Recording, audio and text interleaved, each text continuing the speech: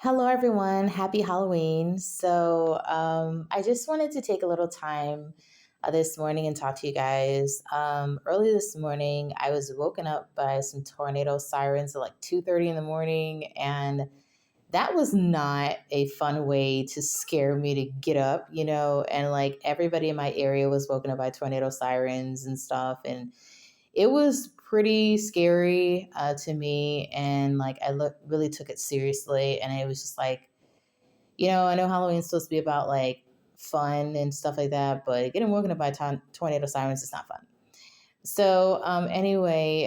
That's not really what this video is about.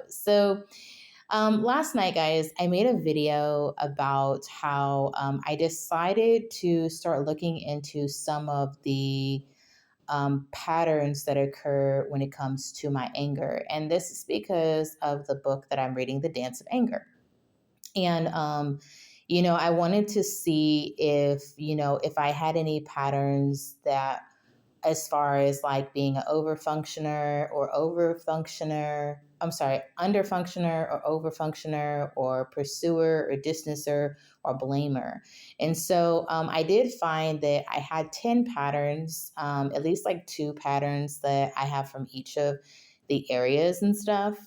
So I have like a total of about 11 patterns. And the thing is about patterns that we have for like how we behave is that this comes from, what we see growing up. It comes from things we see when we're a kid, things we see when we're teenagers, even some stuff we see when we're adults, and some of the stuff we could see could be traumatic and we don't know like how that will affect us. But the thing is that I found out last night is that I found out that I wanted to find out like why was it that I feel rejected or I take it personally when people, distance themselves from me or whatever, when they feel like they need alone time or whatever.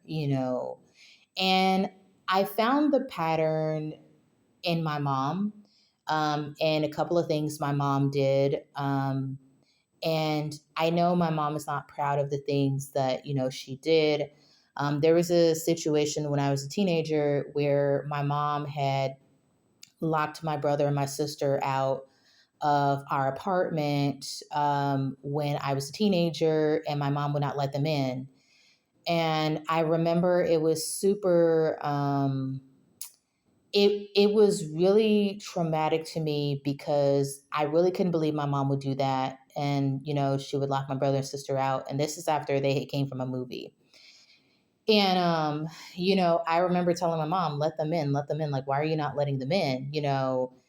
And, it just really, I was left feeling like confused, surprised, and sad, and I just couldn't believe my mom was treating my brother and sister like that. And something I realize now is that I saw the pattern repeated in something that my brother did some years back to two people that weren't related to the family. I realized that patterns do show up in us later on down the line. And maybe even I might have modeled this pattern to somebody else. And so the good thing is that at least I know the pattern exists. At least I'm aware of that. And if I am aware of it, I can do something about it and I can change the pattern.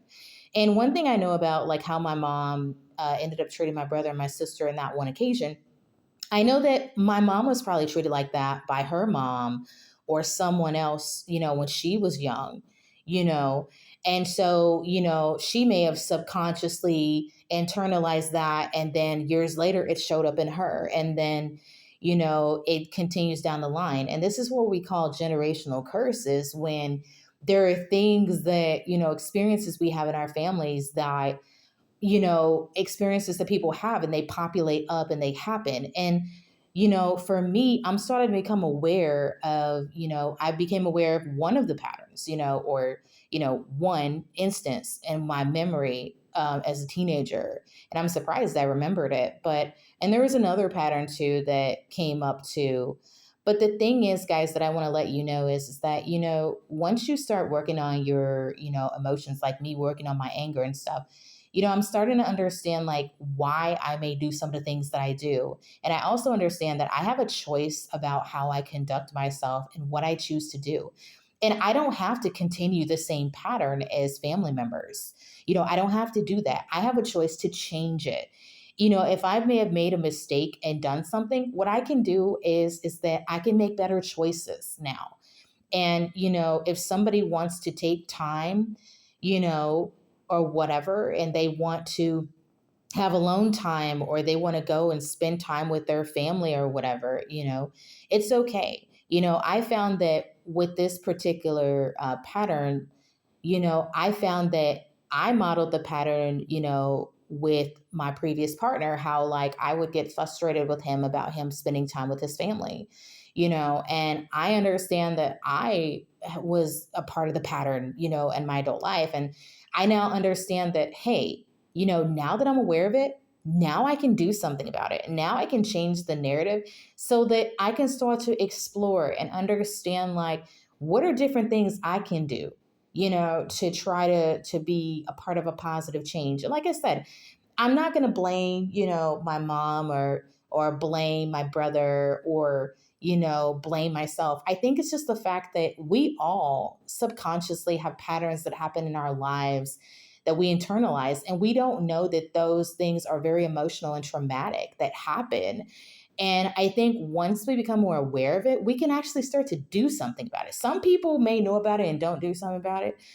But for me, I'm taking the initiative here and I'm going to do something to change that, you know, and stuff, because I know we're all human. We all make mistakes. And the thing is, at least we have the power to change how we move forward with people in our lives. And that's the wonderful thing. Thank you guys for watching. Bye.